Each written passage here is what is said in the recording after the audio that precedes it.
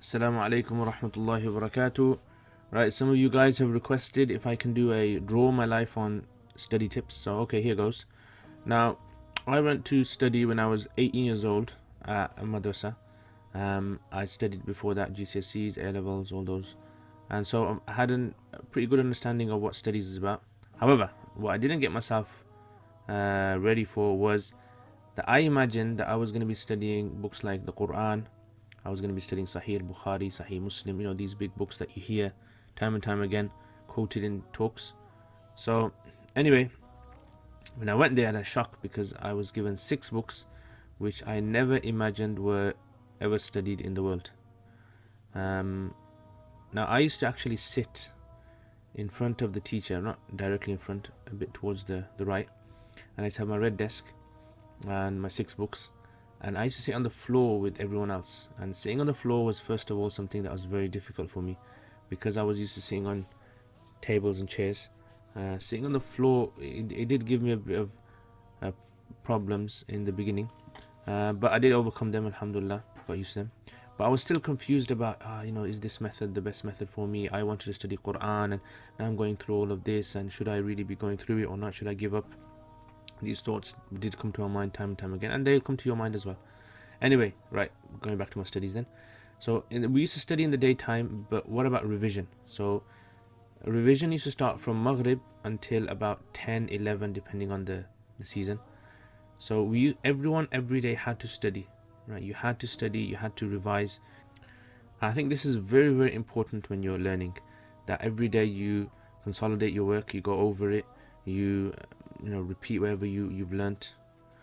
Okay, anyway, so I used to sit down in this place by one of the pillars with my red desk, and I used to have my 6 books, which weren't very heavy, and I used to start off with, I think it was Nahu. So I start off with Nahu. We used to study a book called Nahu al-Wadih. It was the Ibtida'i, the primary level. Arab countries is for little kids, but because we're studying Arabic for the first time, it's okay for us. So it's all about, I think, understanding and memorizing. Now, I made a few mistakes initially when I was started to try and learn it. I'm telling you how to improve them, inshallah. So try to understand it, try to memorize the terms. I think the term, because there's a lot of alien terms, new terms, and the rules, concepts. Now, if you study an Arabic language, let's say you've studied English grammar, you can have a good understanding of what Arabic grammar is going to be about. Because I wasn't really bothered, like maybe most of you probably, in school about English grammar, then it became a bit difficult for me. So anyway, next, sarf. Sarf is all about conjugating verbs, different types of verbs, different forms of verbs, and I would say the main aspect of sarf or revising sarf is to memorize, and is to memorize. And did I say memorize? Memorization is the key to learning sarf, and you all probably can agree with me there. I would say possibly the first 4-5 months of learning sarf, I hardly understood what sarf was about, and then after that it just clicked, right? So sarf, this is what happens with the traditional method of learning sarf that we had. One of the things I would say is the books. We didn't actually study a formal book. It was the teacher. He used to come and he used to write down for us on an A4 paper the whole of what we know as the Gardan. He would write it all down for us, and then what he'd do from his own notes from his teacher, and then he would tell us to photocopy, and then we'd memorize that for the next day. So we used to have to memorize like A4 sheet of writing for the next day. Anyway, so that was sarf. Okay, next.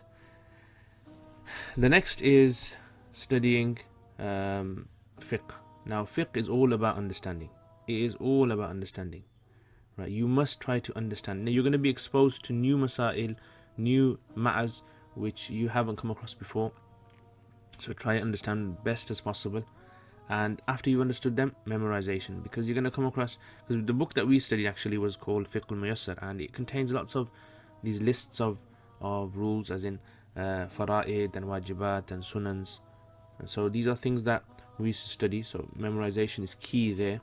So you have to remember, especially in the first year, I would say. Qasas is the next book. Okay, Qasas al-Nabiyyin is a book on stories of the prophets, and it's written by Sheikh Abul Hasan Nadawi. I made some mistakes in trying to revise these books, learning these books. So I'm going to give you my understanding of today, how you should revise them. New words, qasas, learn new words that you come across. And number 2, understand the story. These are the 2 main things I would say focus on. The rest, if you want to memorize it, if you want to do, apply Arabic grammar to it, that's up to you. Now, we used to have, just like you guys probably have, time wasters, yappers, who used to just sit around and just talk and ask, and how's the weather, and how's this, and what's your favorite food, and where are you from, and what do your parents do, blah blah blah, yap. So these time wasters you're always going to get. Now, alhamdulillah, in them days we never used to have the distraction of a mobile phone, no internet, all these things. So we were kind of okay when it came to distractions. But human distraction is something you can't really avoid. You guys probably get that all the time as well. So initially I used to think to myself, these guys, don't they have anything else to do?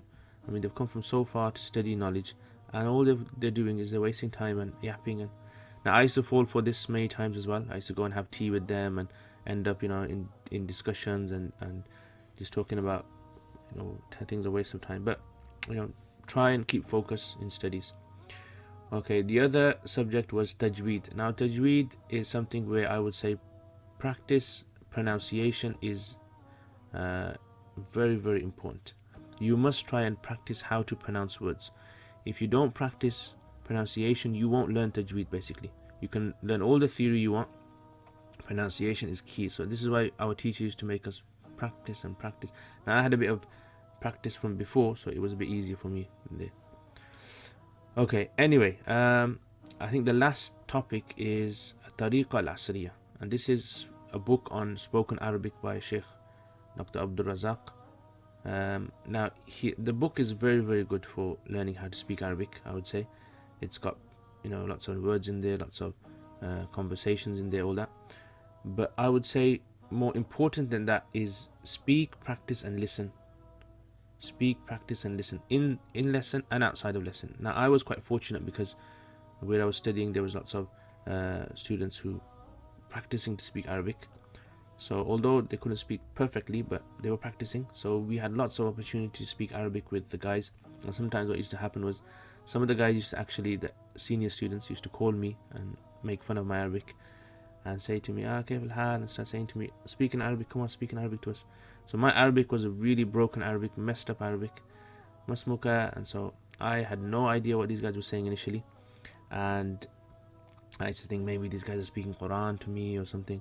And but alhamdulillah, because of that, like my teacher said, if you're laughed at, you just become more confident and strong in studying.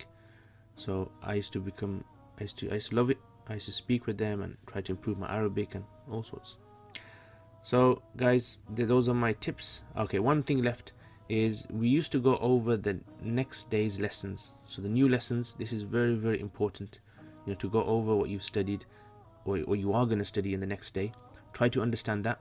So you've learned it once, and then when you sit by the teacher, you learned it twice, and then when you revise, you learn it 3 times. So 3 times you go over the same lesson. So it's bound to stick in your head. So this was something very, very important, guys. A lot of people they miss this out. I hope that makes sense, guys. Jazakumullah khair. If you have any suggestions, if you have any more, or comments or anything you want me to make a clip on, then please leave them in the comments below. Jazakumullah khair. Assalamu alaikum wa rahmatullahi wa barakatuh.